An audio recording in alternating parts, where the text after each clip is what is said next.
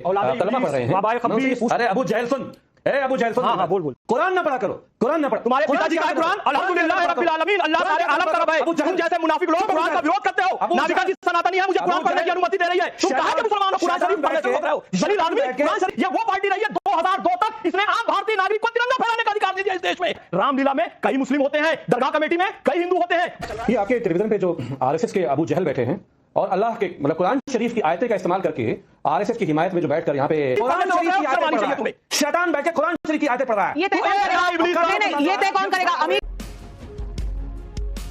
नमस्कार। एक मुसलमान हिंदुस्तान के बारे में, भारतीय सभ्यता संस्कृति के बारे में, सनातन के बारे में कितनी गंदी सोच रखता है, अगर यह जानना है और इसके प्रति अभी भी आपके मन में शंका है तो आप इस डिबेट को देखिए।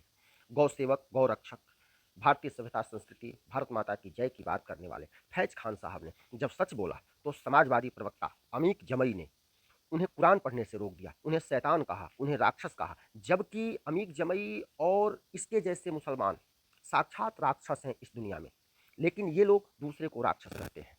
आप देखेंगे कि समाजवादी गुंडे सड़क पर और तमाम जगहों पर किस तरह से गुंडागर्दी करते हैं, लेकिन टीवी चैनल पर भी बैठ करके एक मुसलमान ने सच बोला, ये बात भी इसको नहीं पची और उसके बाद फैज खान साहब ने अमीक जमई को इतनी बुरी तरह लताड़ा, सबक सिखा दिया। आइए हम लोग पूरी डिबेट देखते हैं। आइए देखते हैं, मजा आएगा। पिक्चर चालू करो बे। कि बीजेपी का होता है। नहीं, केरला में तो सरकार रहेगी कम्युनिस्टों की, लेकिन कहीं बाकी जगहों पे भी क्यों राहुल गांधी नहीं आएंगे? कांग्रेस पार्टी नहीं आएगी? नहीं, अब आप सुनते जाइए। अभी तो आगे कांग्रेस वाले तो हमारे भाई हैं। भाई है, केरला के बाहर भाई हैं, केरला के अंदर क्या है ये बताइए। बिहार में भी भाई है, बंगाल में भी भाई है, त्रिपुरा में भी भाई है, बहुत जगहों पे भाई है। हमने तो 2004 में सरकार बनाई, डॉक्टर मनमोहन सिंह को समर्थन दिया, आगे भी बनवाएंगे कांग्रेस की सरकार। केरला में जिस तरह की लड़ाई है मुझे पता नहीं, उसको आप क्या कहेंगे? 1947 से चल रही है मैडम, बड़ी पुरानी आपका नैरेटिव है, वो नैरेटिव हम ध्वस्त कर चुके हैं। आगे सुनिए। वक्फ जमीन के चोर, गद्दी छोड़। अब ये सिर्फ बात वोट चोर पे नहीं है, वक्फ जमीन के चोर, गद्दी छोड़।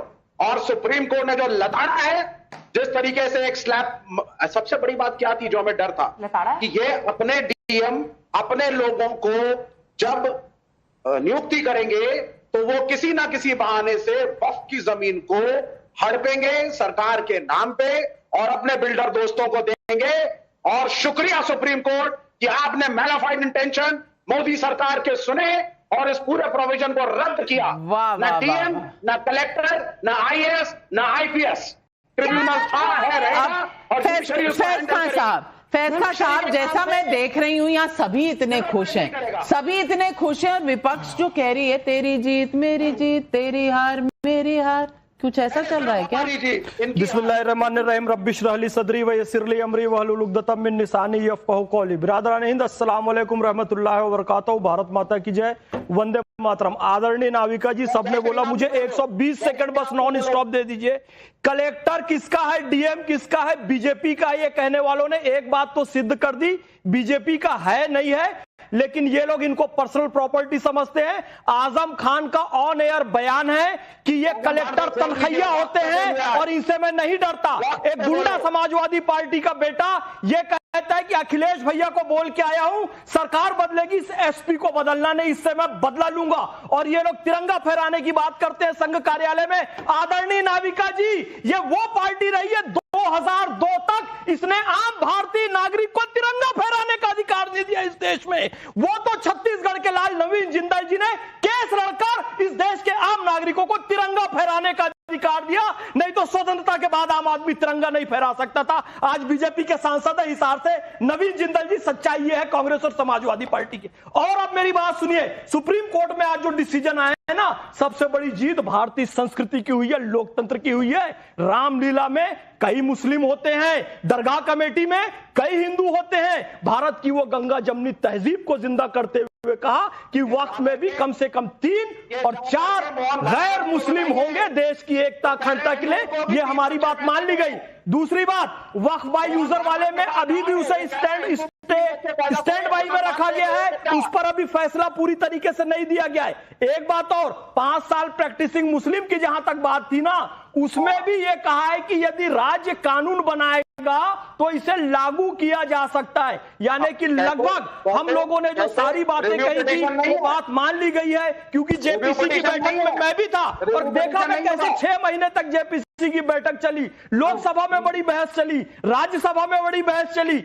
और यदि ये मान रहे हैं कि सुप्रीम कोर्ट ने अच्छा डिसीजन दिया है, तो ये भी मानना चाहिए इनको कि नरेंद्र मोदी जी ने ना ईडी को हैक किया है, ना सुप्रीम कोर्ट को हैक किया है, ना चुनाव आयोग को हैक किया है। ये सब स्वतंत्र निकाय अपने हिसाब से काम कर रहे हैं और लोकतांत्रिक तरीके से काम करें। आज किसकी जीत हुई?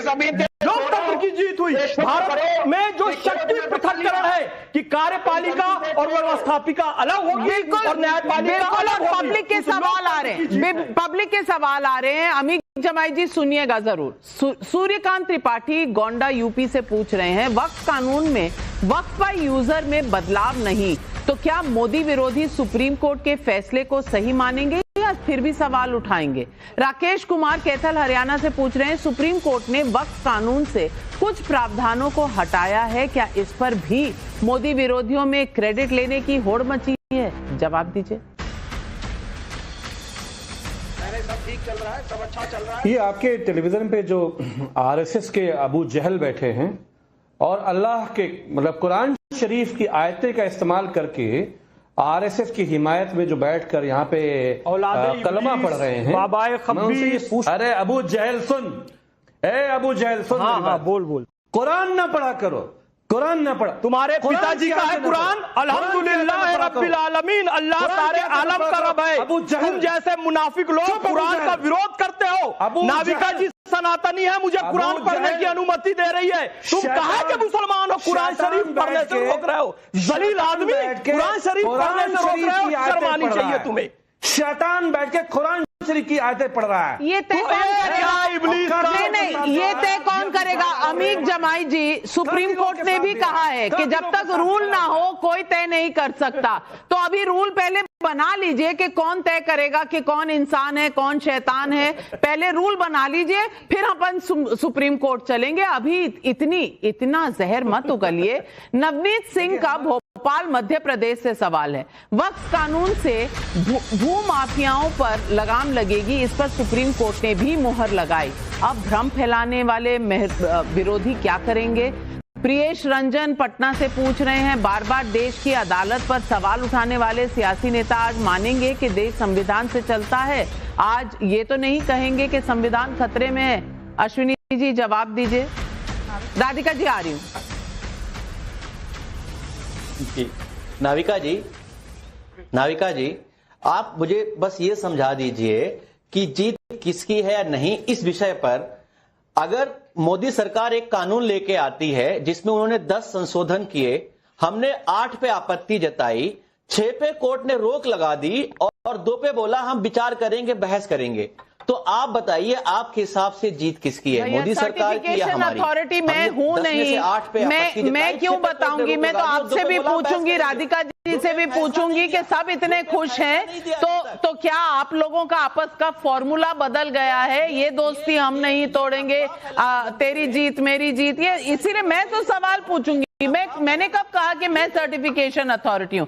क्यों राधिका खेड़ा जी हर सवाल ये मुझसे क्यों करते हैं? तो मैं जवाब दे देता हूं।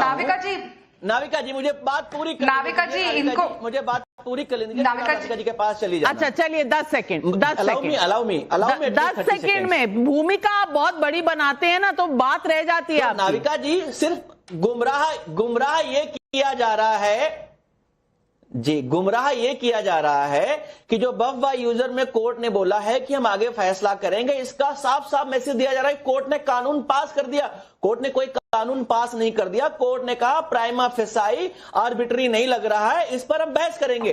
कोर्ट ने कोई भी किसी भी पॉइंट पे सहमति नहीं जताई है। अश्विनी जी आपने मुझे समझाने को कहा है तो मैं आपको समझा दूं कि जो कोर्ट ने रद्द किया वो आप कह रहे हैं कोर्ट ने पास कर दिया।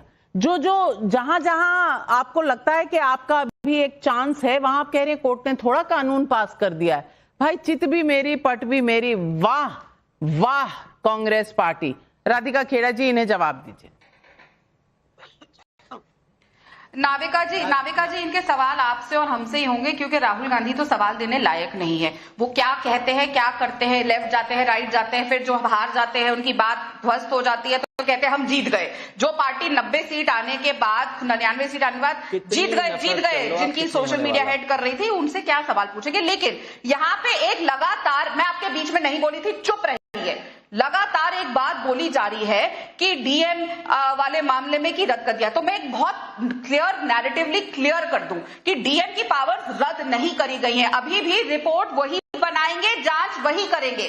सिर्फ मालिकाना हक किसका होगा वो और पारदर्शिता से होगा, जिसमें ट्रिब्यूनल और हाई कोर्ट आ जाते हैं। और ये भी है कि तब तक ना वक्फ की जमीन छीनी जाएगी, ना कोई सरकारी जमीन को वक्फ कहा जाएगा, और ना किसी थर्ड पार्टी को वो जमीन दी जाएगी। तो ये कहना कि डीएम की सारी पावर रद्द कर दी गई है वो गलत है। और ये तो खुद स्वयं वकील है भाई साहब, कम से कम पूरा जजमेंट पढ़ के आते हैं। इतना बड़ा है, मैं समझ सकती हूँ आप लोग, लेकिन आप लोग खाली है, आप लोगों की सरकार तो कहीं है नहीं, कम से कम पूरा जजमेंट पढ़िए। आप वकील हैं, 2013 में भी यही नहीं देता कि आप लोग एक गलत नैरेटिव देश को दें। 2013 में भी यही नियम था, तो कोर्ट क्यों गए थे मेरे भाई? कोर्ट क्यों चले गए थे अगर वही नियम था? प्रॉब्लम इज कोर्ट जाना है, कहना है कि ये नया कानून मैं अगर 2013 में ये नियम होता तो आप कोर्ट ना गए होते।